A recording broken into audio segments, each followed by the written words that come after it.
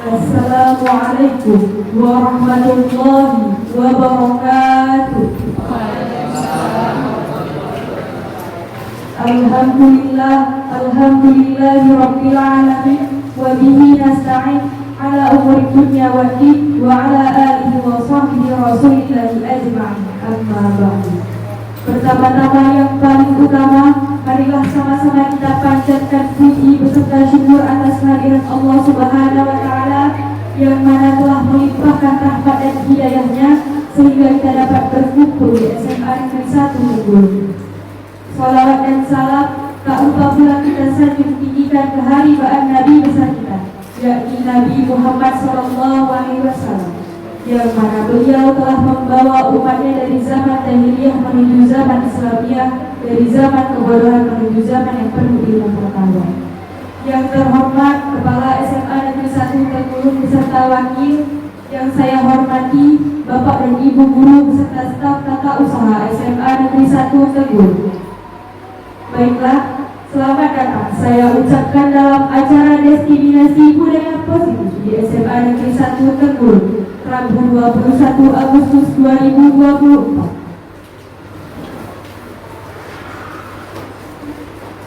Saya akan membacakan susunan acara pada hari ini. Pertama, pembukaan oleh saya sendiri. Kedua, pembacaan ayat suci Al-Quran. Ketiga, kata sambutan oleh Kepala SMA Negeri 1 Teguh atau yang mewakili. Keempat, penyampaian destinasi oleh calon guru penggerak. Terakhir, penutup. Langsung saja kita masuki acara selanjutnya. Pembacaan ayat suci Al-Quran yang akan dilakukan oleh rekan kami, Alfira Syahina. Kepada rekan kami persilakan.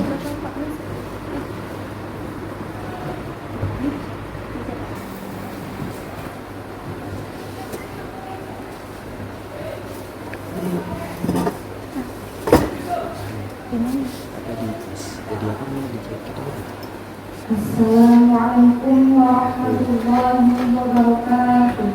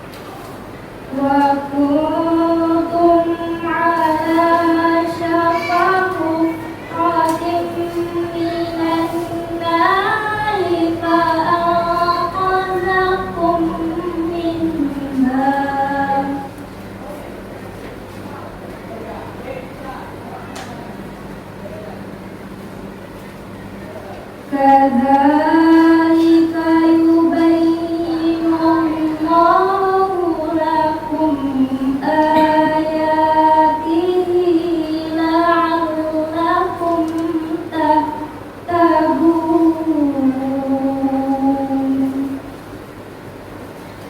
Shadaqallahul azim. Assalamualaikum warahmatullahi wabarakatuh. Sesi Al-Quran semoga dapat berguna bagi kita semua.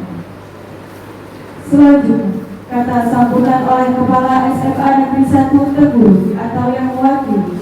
Dalam hal ini akan diwakilkan oleh Bapak Khairul Akmal Tanjung SPD. Kepada Bapak saya persilakan. Assalamualaikum warahmatullahi wabarakatuh. Alhamdulillahirabbil alamin. Wassalatu wassalamu ala rasulillah wa ala alihi wa sahbihi. Yang saya hormati pada dewan ini, Bapak Ibu Putra selaku calon penggerak angkatan ke-11. Mari kita ucapkan puji dan syukur kepada Allah Subhanahu wa Ta'ala, yang selawat dan salam semoga tetap tercurah kepada besar Nabi Muhammad Sallallahu Alaihi Wasallam. Bapak Ibu sekalian,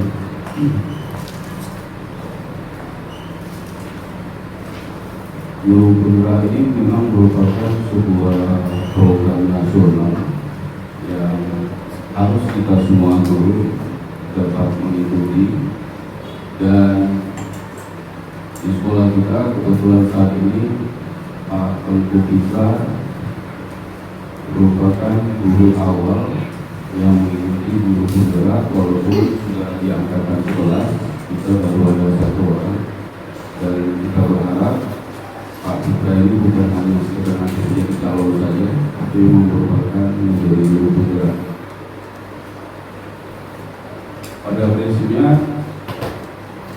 SMA, kepala SMA memiliki pesan bahwa beliau sangat mendukung program Guru Penggerak ini, dan beliau juga menyarankan kepada kita semua guru-guru di SMA Negeri 1 Teguh agar dapat mengikuti program Guru Penggerak, dan kehadiran calon Guru Penggerak kita di depan ini pada saat ini dapat menjadikan motivasi bagi kita semuanya untuk dapat bersama-sama mengikuti atau mendaftar menjadi Guru Penggerak di angkatan selanjutnya. Dan kali ini diseminasi yang diangkat oleh calon Guru Penggerak kita itu masalah budaya positif di sekolah, dan kita harap juga bahwa budaya positif yang terbangun di sekolah ini bukan hanya sekedar menjadi tren, tetapi memang harus kita jadikan fondasi di dalam kehidupan proses pembelajaran di sekolah ini. Dengan kita jadikan fondasi budaya positif di sekolah kita ini, itu akan memunculkan sebuah keyakinan nilai-nilai positif di peserta didik yang nantinya akan mengarah kepada sikap kemandirian mereka. Kelihatannya sepele Bapak Ibu tentang budaya positif ini, sehingga kita selalu sering mengabaikannya. Padahal secara konsep SMA Negeri 1 Bengkulu itu sangat mendukung dan memuat di dalam visi sekolahnya itu tentang budaya positif ini.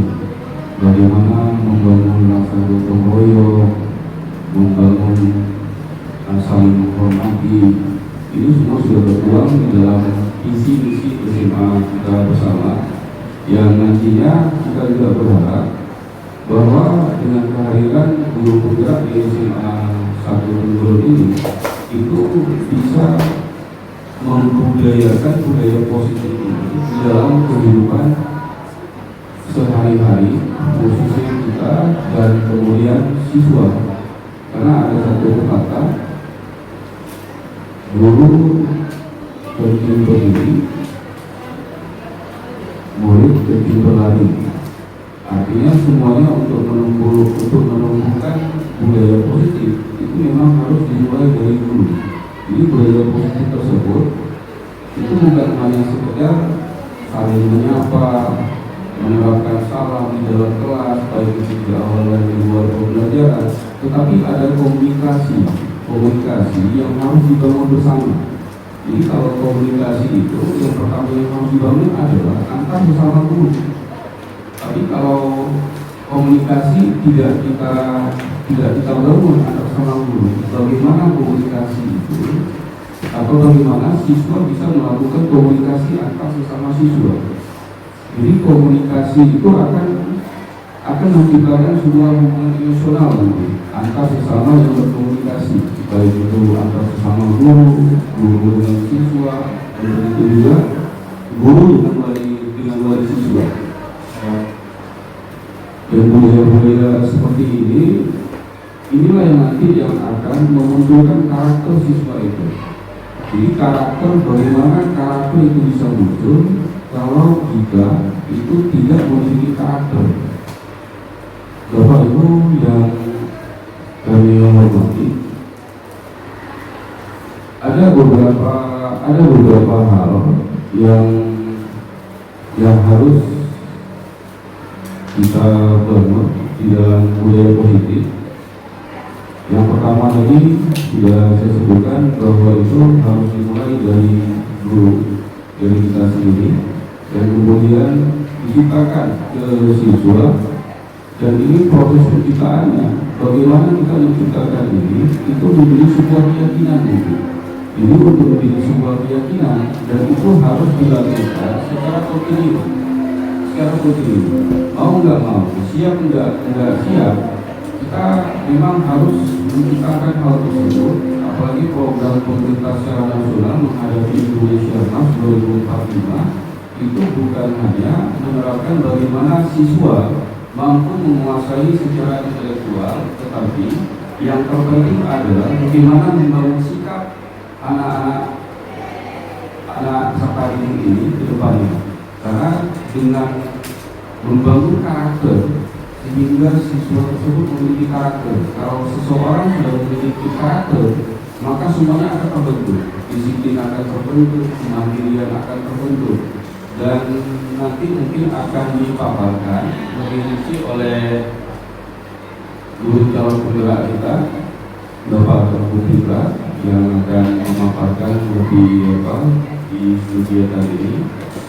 Dan pada prinsipnya saya ingatkan kembali, mari bersama-sama kita tanamkan niat kita untuk menjadi guru penggerak, dan Pak Fitra ini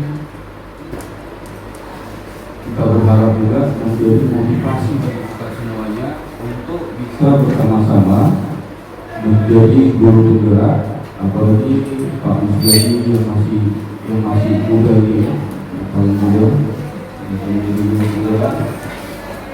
Dan saya sudahi dengan Tu'minulillah wa Rasuli wa tu'minuna bihi. Assalamualaikum warahmatullahi wabarakatuh.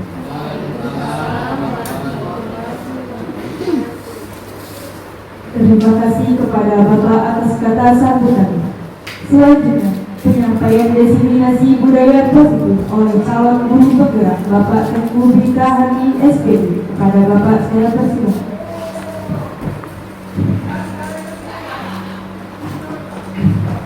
Assalamualaikum warahmatullahi wabarakatuh. Waalaikumsalam warahmatullahi wabarakatuh. Alhamdulillah, walhamdulillahirabbil alamin. Wassalatu wassalamu ala asyrofil anbiya'i wal mursalin wa ala alihi wa sahbihi ajma'in. Asyhadu an la ilaha illallah wa asyhadu anna Muhammadar Rasulullah. Allahumma shalli ala Sayyidina Muhammad wa ala ali Sayyidina Muhammad. Yang saya hormati Bapak Kepala SMA Negeri 1 Sendirian atau yang diwakili, yang saya hormati Bapak Ibu Wakil Kepala Sekolah, yang saya hormati Bapak Ibu Dewan Guru beserta staf tata usaha yang sudah dapat hadir di ruangan ini. Di sini izinkan saya memperkenalkan diri. Nama saya Tengku Fitrahadi SPG, calon guru penggerak angkatan 11 dari SMA Negeri 1 Sendirian. Sebelum saya memaparkan definisi tentang budaya positif, di sini saya ingin menyampaikan bahwa saya di depan ini bukanlah untuk mengajari, mendidik, atau menuntut Bapak Ibu, tapi di sini saya lebih ke berbagi pengalaman ataupun berbagi ilmu yang saya dapatkan ketika saya menjalankan pendidikan program guru penggerak ini. Nah, diseminasi budaya positif ini merupakan aksi nyata dari modul 1.4 di dalam program guru penggerak. Sampai saat ini angkatan 11 baru menyelesaikan 4 modul, masih tersisa 6 modul lagi. Nah, adapun yang ingin saya bagi hari ini tentang budaya positif. Berbicara tentang budaya positif, kita harus tahu dulu apa itu budaya positif. Nah, budaya positif di sekolah ialah nilai-nilai keyakinan dan kebiasaan-kebiasaan di sekolah yang berpihak pada murid agar murid dapat berkembang menjadi pribadi yang kritis, penuh hormat dan bertanggung jawab. Dalam mewujudkan budaya positif ini, guru memegang peranan sentral. Saya kelupaan, harusnya saya lakukan fotokopi di Kamis, lakukan fotokopi agar mempermudahkan Bapak Ibu untuk melihat. Mungkin yang di belakang ada yang tak terlihat.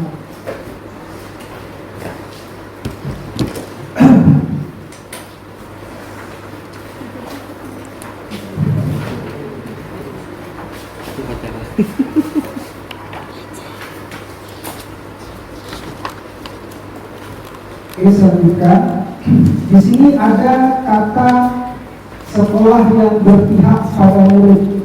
Nah, saya kalau terdengar kata berpihak pada murid, saya teringat tokoh pendidikan nasional Indonesia, yaitu Raden Mas Suryadiningrat.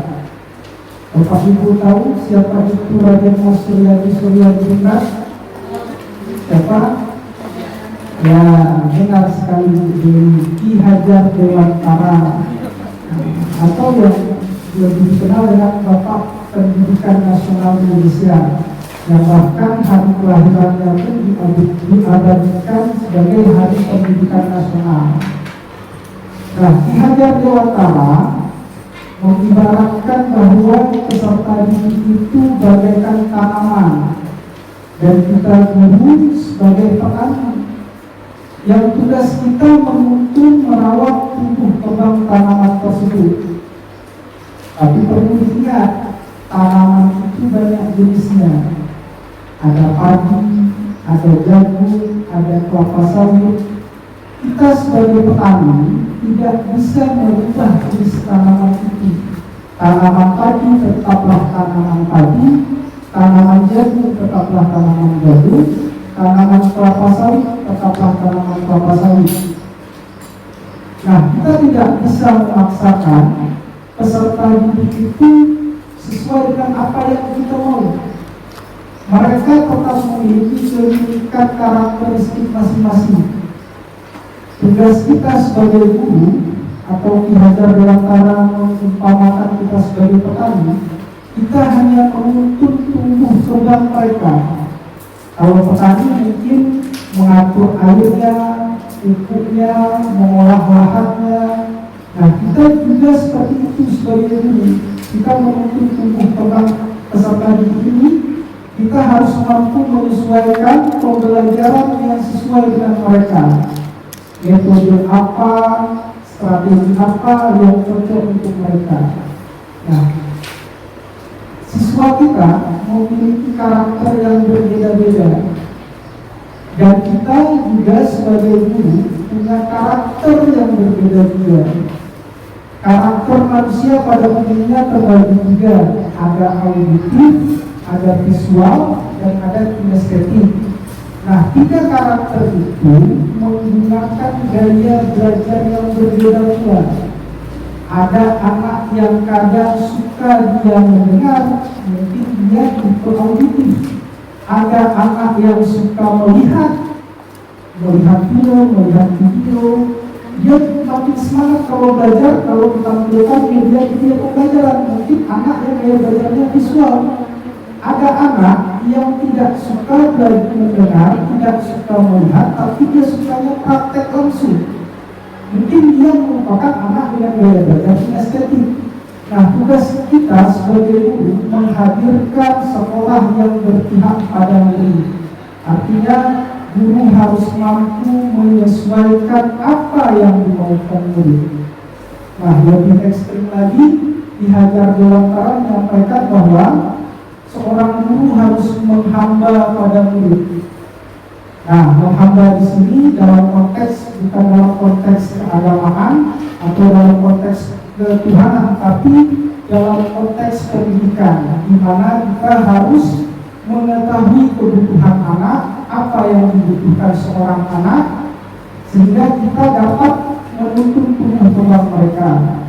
Nah, di sini ada juga kata guru memegang peranan yang sentral.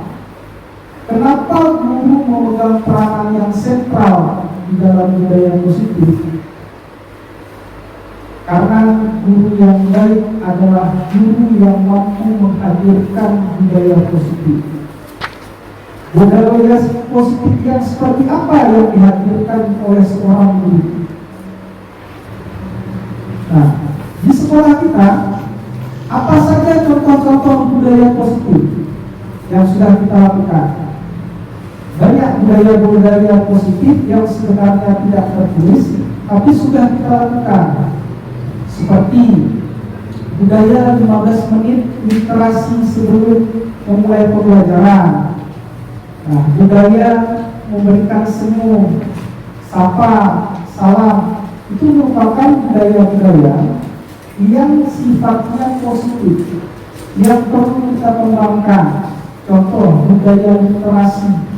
Budaya literasi itu ternyata sangat penting bagi tumbuh kembangnya anak, terutama anak yang pada usia TK dan kelas 1, kelas 2 SD.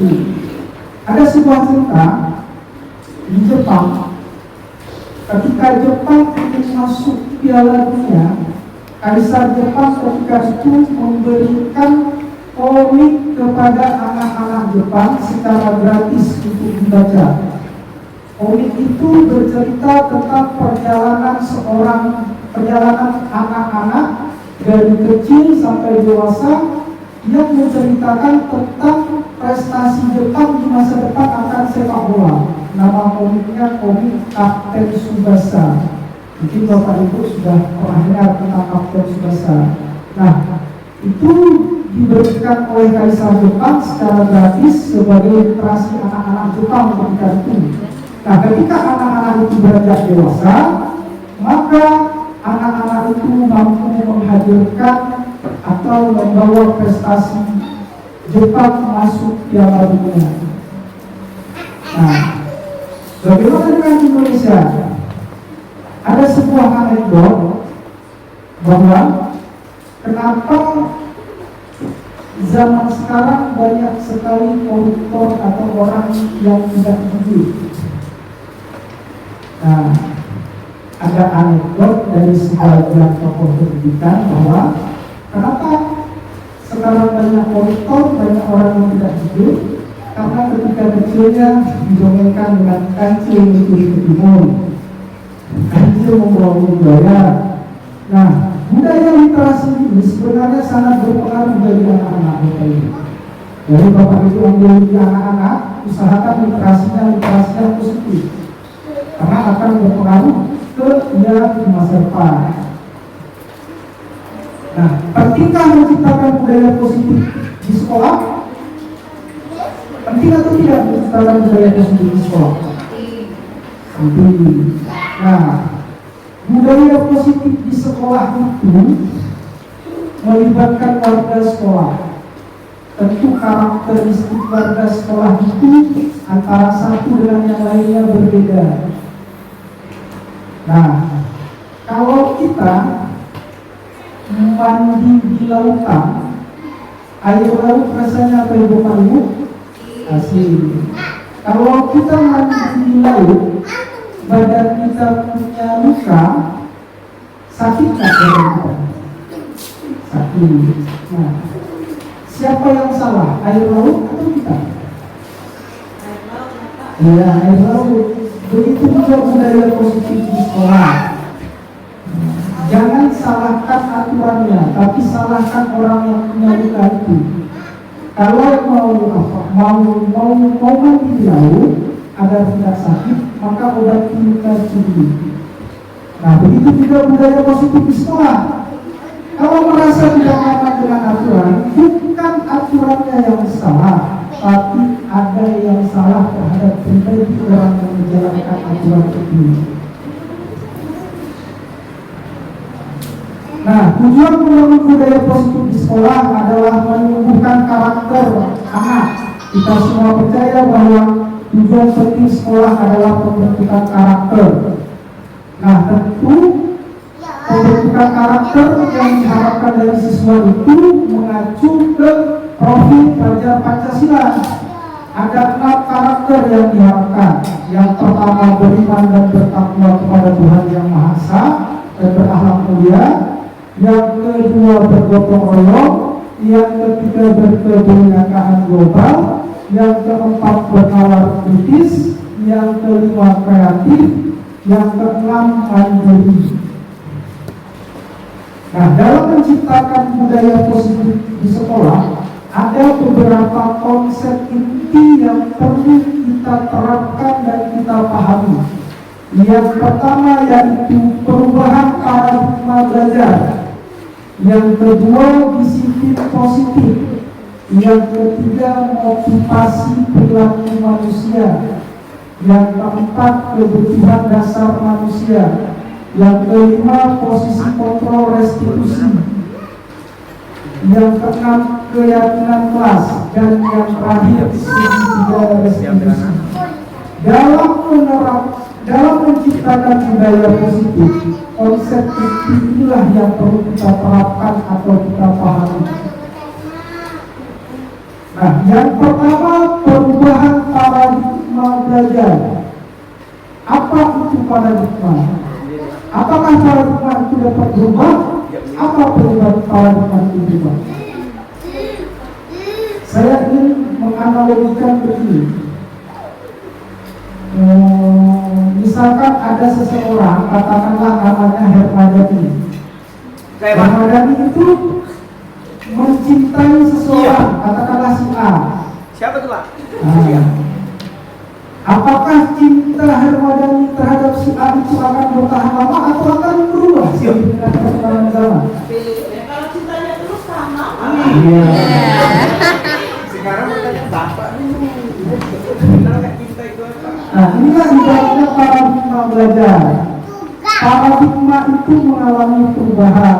Kita pernah merasakan perubahan itu dari KPSP berubah menjadi K13, dari kurikulum K13 sekarang sudah kurikulum Merdeka.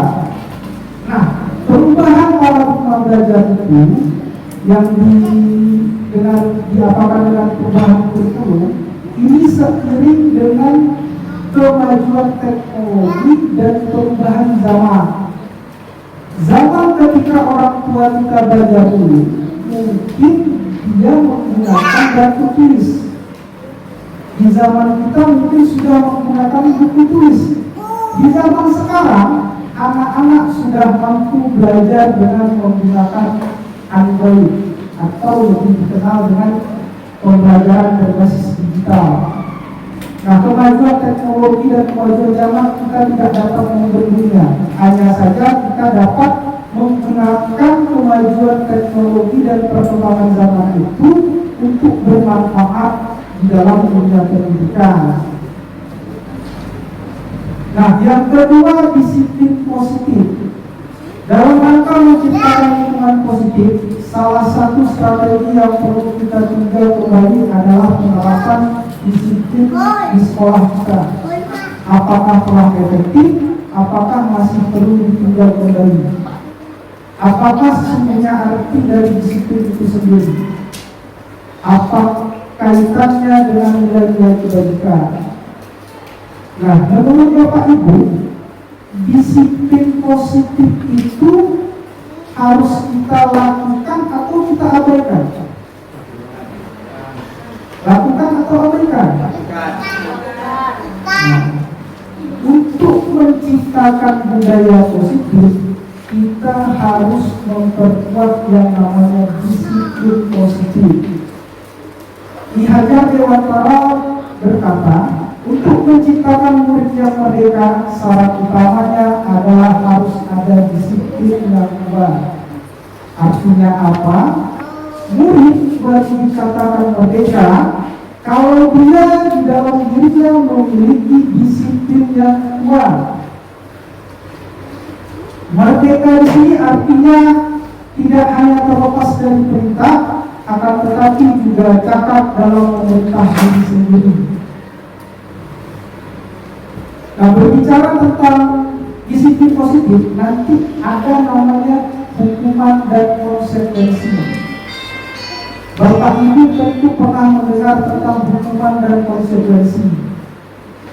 Sekarang saya ingin bertanya, menurut Bapak Ibu, samakah antara hukuman dan konsekuensi? Beda. Sama atau Beda, Pak. Nah, menurut Pak Dhani, bagaimana itu hukuman?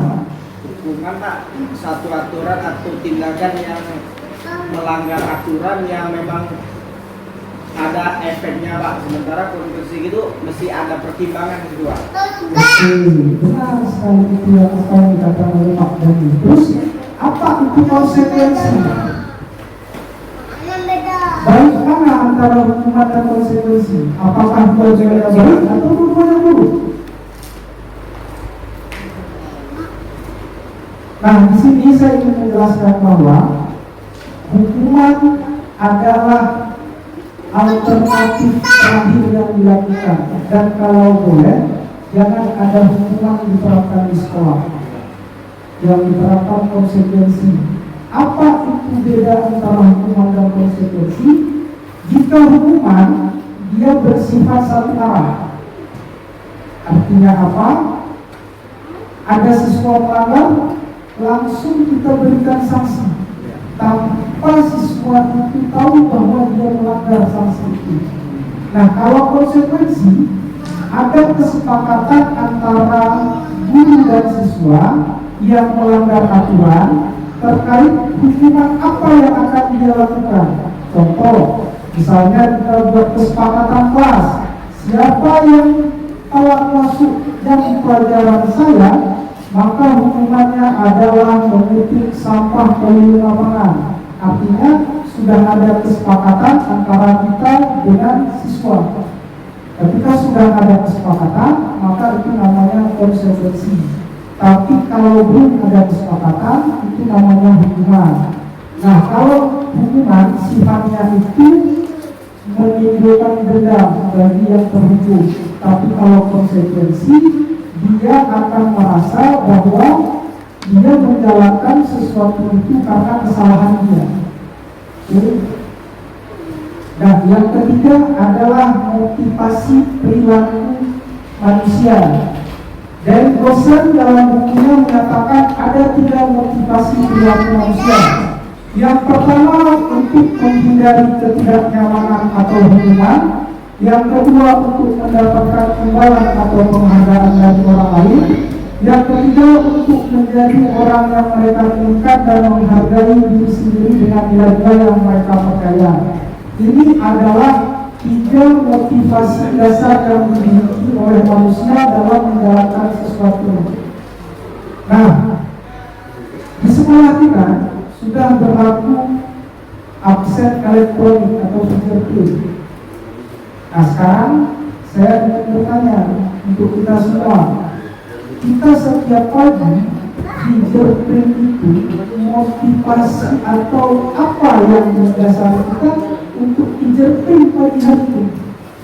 Apakah karena takut hukuman, atau ingin mendapatkan imbalan, atau yang ketiga ada kesadaran sendiri bahwasanya fingerprint itu adalah sesuatu budaya yang baik, dan budaya yang baik adalah nilai-nilai yang dapat merubah kita lebih baik. Nah, untuk yang motivasi yang ketiga ini adalah motivasi tertinggi dalam seseorang melakukan sesuatu. Nah, untuk menghindari hukuman itu adalah motivasi karena seseorang melakukan sesuatu. Kalau saya pribadi, kenapa saya fingerprint? Saya lebih cenderung ke motivasi yang pertama, takut hukuman. Nah, mungkin Pak Bis sudah motivasinya yang ketiga, kesadaran dari dirinya sendiri. Nah, motivasi yang ketiga ini motivasi dari tertinggi yang dimiliki oleh seorang manusia. Nah, yang keempat, dalam menciptakan budaya positif di sekolah ada namanya posisi kontrol seorang guru.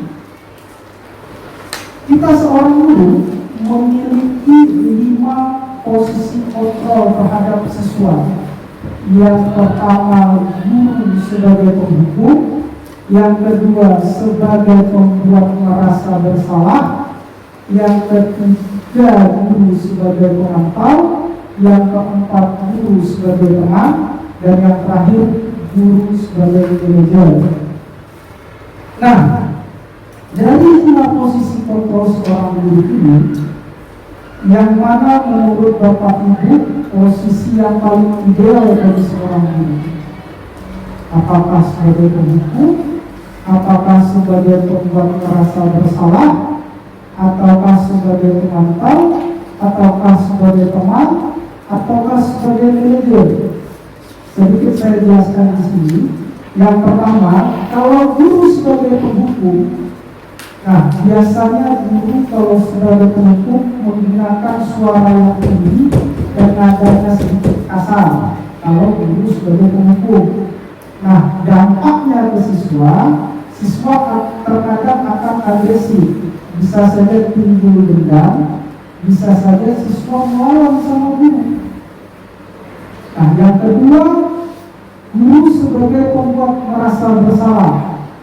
Jika ada siswa yang melanggar aturan, kita dapat memposisikan diri kita sebagai pembuat merasa bersalah siswa. Misalkan ada siswa duduk di kantin ketika jam pelajaran, boleh saja kita panggil siswa itu, kita katakan, "Nah, sesungguhnya Bapak merasa sedih melihat kamu duduk di kantin." Kenapa sedih, Pak?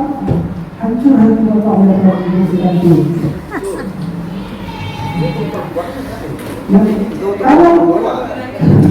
kalau kita menunjukkan rasa pembuat merasa bersalah, maka siswa akan lahir perasaan yang dia sesungguhnya kesalahan itu memang kesalahan yang dia perbuat. Tidak akan ada rasa dendam. Kalau kita memposisikan diri kita sebagai pembuat merasa bersalah siswa. Nah, biasanya kalau kita menempatkan diri sebagai pembuat merasa bersalah, kita menggunakan suara yang lemah lembut. Dampaknya itu tadi, siswa tidak akan dendam dan kita juga merasa bahagia kalau mampu membuat siswa itu merasa bersalah. Yang ketiga, guru sebagai pemantau. Nah, kalau guru sebagai pemantau, guru ini harus memahami data-data dan aturan-aturan yang ada di sekolah. Misalnya ada siswa yang terlambat datang, nah, guru langsung menyampaikan bahwa kamu sudah melanggar aturan ini, poin ini, sanksinya ini. Dan guru menggunakan suara yang datar, tidak lembut, tidak kasar, tegas. Kalau guru sebagai penantau. Nah, berikutnya guru sebagai teman. Nah, ketika bertindak sebagai guru sebagai teman, murid akan merasa senang dan akrab dengan guru. Dan yang terakhir adalah posisi manajer. Posisi manajer ini adalah posisi yang paling ideal bagi seorang guru, seorang manajer, di mana guru membuat anak itu mengembalikan sesuatu yang dia perbuat itu menjadi tanggung jawab dia, dan dia sendiri yang mencari solusi dari perbuatan dia tersebut. Guru hanya mendampingi saja. Inilah posisi yang terbaik bagi seorang guru, posisi manajer. Nanti ada namanya restitusi, bagaimana seorang guru merestitusi siswa yang bermasalah dengan perannya sebagai manajer. Dan yang kelima, keyakinan sekolah atau kelas. Keyakinan sekolah atau kelas, guru berperan dalam mewujudkan terbentuknya keyakinan sekolah atau kelas, karena dengan adanya kesepakatan antara guru dan murid, keyakinan sekolah atau kelas berupa pernyataan-pernyataan universal yang mudah diingat dan dipahami harus diterapkan di lingkungan sekolah.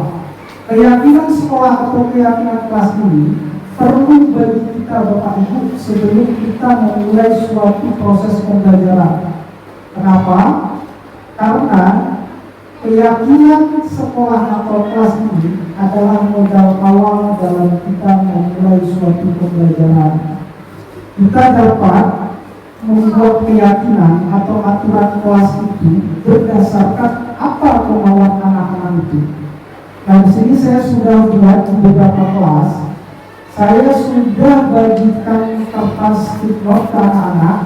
Saya suruh mereka tulis 2 aturan yang harus kamu taati. Masing-masing anak saya suruh buat 2 aturan yang harus ditaati oleh mereka, lengkap dengan konsekuensinya apa ketika mereka melanggar. Biarkan mereka menuliskan aturan untuk mereka. Kita hanya menampung saja. Nah, kita hanya mendampingi saja. Aturan apa? Tidak semua aturan harus kita tampung, kita filter mana yang terbaik, itu yang kita ambil, tapi harus bersumber dari mereka. Nah, di sini saya coba di beberapa kelas aturan-aturan itu. Ternyata mereka sudah mampu membuat aturan-aturan kelas itu sesuai dengan apa yang mereka sepakati. Ini di kelas 10. Nah, dan mereka, kalau aturan itu bersumber dari mereka, ketika mereka melanggar, mereka melakukan konsekuensi itu tanpa rasa dendam atau tanpa rasa marah, karena mereka sadar aturan itu bersumber dari mereka. Inilah perlunya kita membuat keyakinan atau aturan kelas sebelum kita memulai proses pembelajaran. Nah, bila perlu, tanda tangan di aturan itu. Kita simpan buktinya. Kita tanda tangani anak-anak ini, di kertas itu mereka tanda tangani sebagai pegangan kita dalam merumuskan keyakinan atau aturan kelas. Biarkanlah mereka menentukan aturan mereka. Kita hanya menuntut mereka, tapi ingat, aturan yang sudah mereka buat itu harus dijalankan. Jangan sampai tidak dijalankan. Yang keenam adalah segitiga restitusi dalam penyelesaian masalah. Nah, pada segitiga restitusi ada nanti prosesnya menstabilkan identitas. Ada yang namanya validasi tindakan yang salah. Ada namanya nanti menanyakan keyakinan. Restitusi ini adalah proses yang paling baik dalam menghadapi anak yang bermasalah.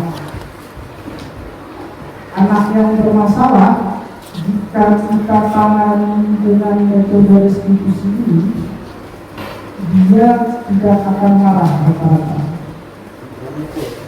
Nah, saya sudah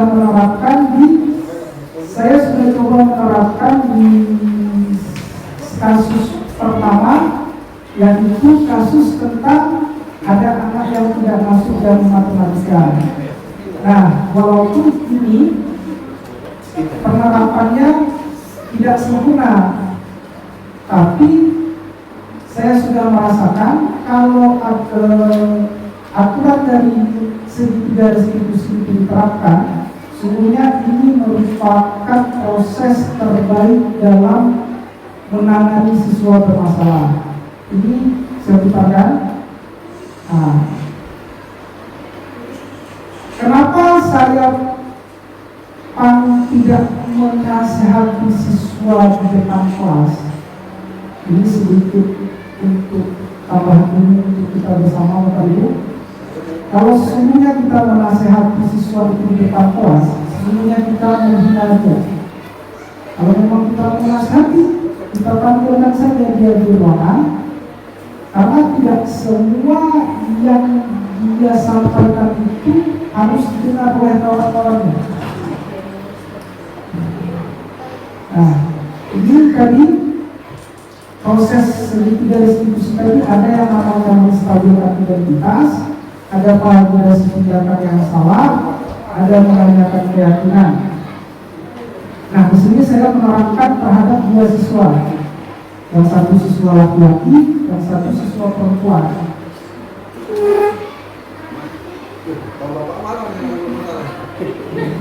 Volumenya Pak. Saya kayak pernah kenal itu. Iya, ini anak ibu dulu. Nah, kalau siswa kita memanggil siswa masih dia mau salam dengan kita, sesungguhnya masih ada modal besar siswa tersebut untuk berubah. Kalau dia jumpa dengan kita masih diam dengan kita, masih ada motivasi besar dalam dirinya untuk berubah.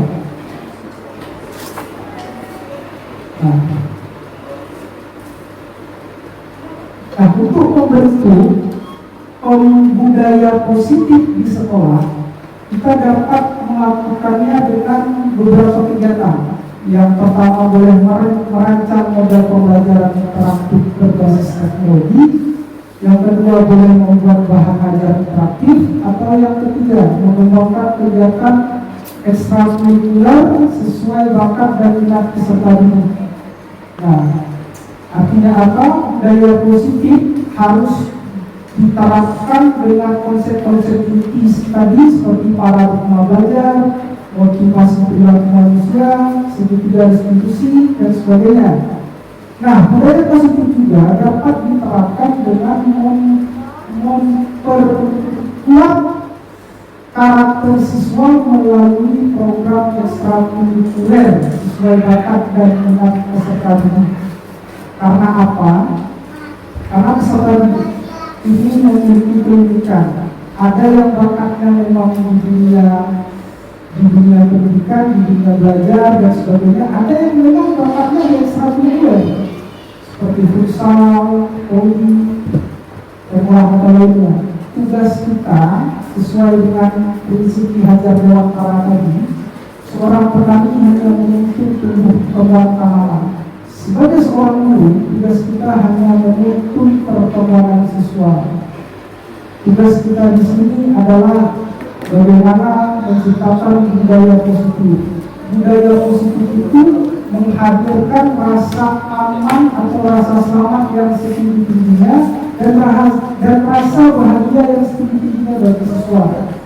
Nah, sekolah diharapkan menghadirkan rasa aman dan bahagia selama siswa berada di sekolah ini. Bohong besar kita mau membahagiakan siswa kalau gurunya sendiri tidak bahagia. Nah, penting menghadirkan kebahagiaan di dalam diri seorang guru. Kalau gurunya tidak bahagia, mustahil dapat membahagiakan siswa. Ya. Siapa yang bahagiakan? Kebahagiaan itu dihadirkan bukan dicari. Kalau kita mencari kebahagiaan, kita tidak akan menemukan kebahagiaan. Tapi ketika kita bentuk dan kita ciptakan, kebahagiaan itu akan hadir dengan sendirinya.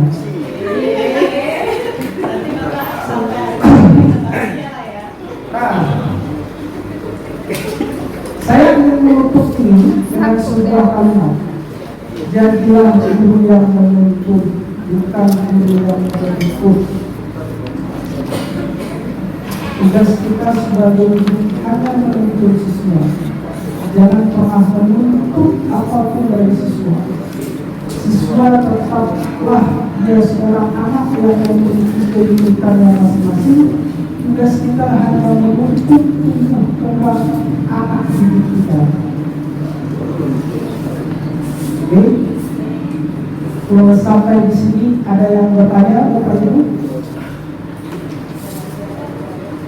Ada yang bertanya, Bapak Ibu? Tadi saya tanya siapa yang membahagiakan Oh, pakai mic dulu. Karena kalau udah siang, saya agak susah mengenal. Dua lagu Bu, dua lagu Bu. Dua lagu. Saya hari ini nggak mau nyanyi, saya mau bertanya. Pertanyaannya kalau bisa singkat jelas tepat padat. Gitu ya. Ya. Assalamualaikum. Saya mau tanya. Kita harus membahagiakan murid. Iya. Kalau murid kita bahagia, kita bahagia nggak? Tapi kalau dalam pribadi kita tidak bahagia.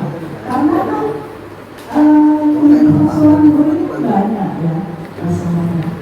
Nggak masalah di sekolah aja, masalah di rumah juga dan juga luar sekolah. Jadi kira-kira gimana itu ya?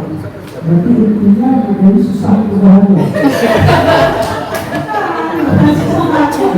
Rasa saya rasa saya ini mewakili guru-guru yang lain ya, karena kan nggak harus sekolah aja kan yang pikir ya. Termasuk Pak kita juga. Jadi kalau gurunya kurang bahagia, pasti bawa suasana di dalam kelas. Jadi yang bahagiakan gurunya itu siapa?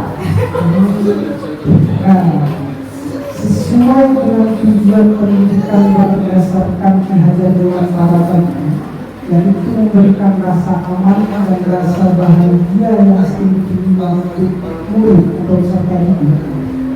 Nah, ada tips dalam menciptakan kebahagiaan. Ini tips yang berdasarkan saya baca, bukan yang saya alami. Nah, kalau saya alami, insya Allah saya untuk saat ini masih bahagia. Ada suatu tips bahwasanya pagi itu akan menentukan siang menjadi apa. Pagi itu akan menentukan malam menjadi apa. Pagi itu akan menentukan waktu tidurnya seperti apa. Nah, kenapa di beberapa sekolah itu menerapkan budaya senyum, sapa, salam ketika menyambut siswa di depan? Kenapa harus ini? Senyum itulah salah satu cara menghadirkan kebahagiaan. Nah, kalau kita pagi sudah mulai senyum, yakin dan percayalah siang, malam, dan sampai itu kita akan bahagia. Senyum terus. Tapi ingat, senyum itu salah satu cara dalam menghadirkan rasa bahagia. Belum tentu orang yang tersenyum itu hatinya bahagia, dan belum tentu juga orang yang tidak tersenyum bukan orang yang bahagia. Karena sejatinya kebahagiaan itu dirasa, bukan terucap lewat kata-kata. Mahakarya.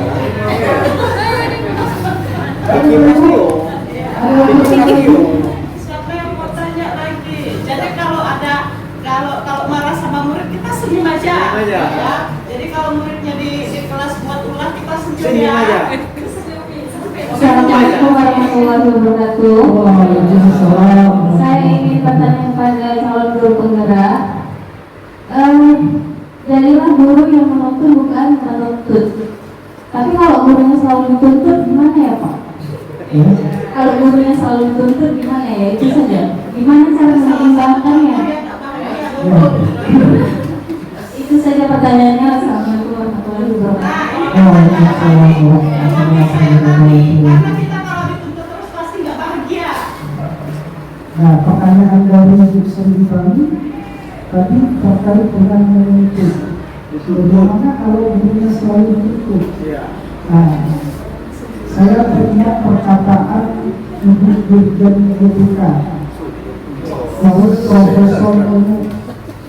Nah, di Profesor Nomu merupakan Dirjen GPK yang paling aktif di media sosial lewat program Ngopi, program inspirasi.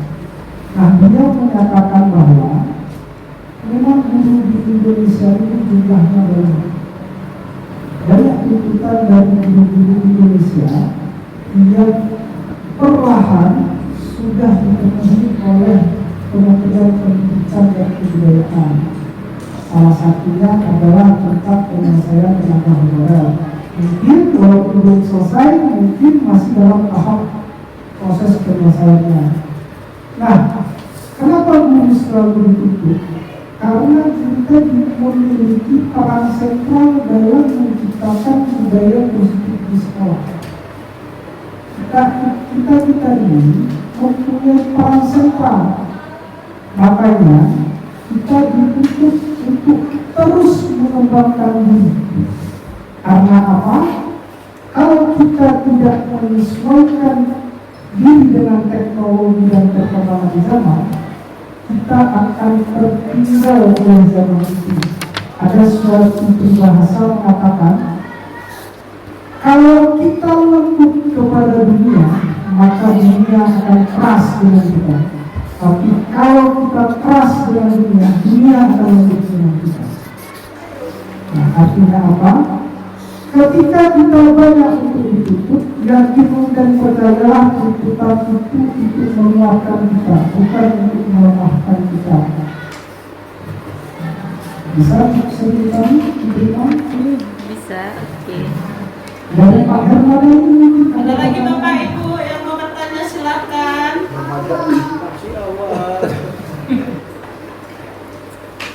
Kalau tidak ada, saya akhiri. Namun sebelum saya akhiri, saya mengutip sebuah kalimat dari Dirjen GPK, Ibu Profesor Nomu. Beliau mengatakan bahwa saya tidak khawatir dengan pendidikan Indonesia selagi guru Indonesia masih memiliki semangat untuk belajar. Semangat untuk belajar itulah modal kita untuk merubah Indonesia. Artinya apa? Semoga tuntutan-tuntutan pemerintah ini menjadikan kita lebih kuat dan lebih semangat lagi untuk belajar. Mungkin hanya ini yang saya sampaikan, yang dapat saya sampaikan. Tentu banyak kekurangan di sana dan sininya. Perlu saya katakan kembali, saya di sini bukan mengajari Bapak Ibu, di sini saya hanya berbagi ilmu, pengalaman apa yang sudah saya dapatkan ketika saya menjalani pendidikan guru penggerak ini. Semoga nantinya di SMA Negeri 1 Tenggulun ini akan lahir generasi-generasi guru penggerak berikutnya yang memajukan pendidikan di SMA Negeri 1 Tenggulun. Demikian yang dapat saya sampaikan. Saya akhiri. Assalamualaikum warahmatullahi wabarakatuh.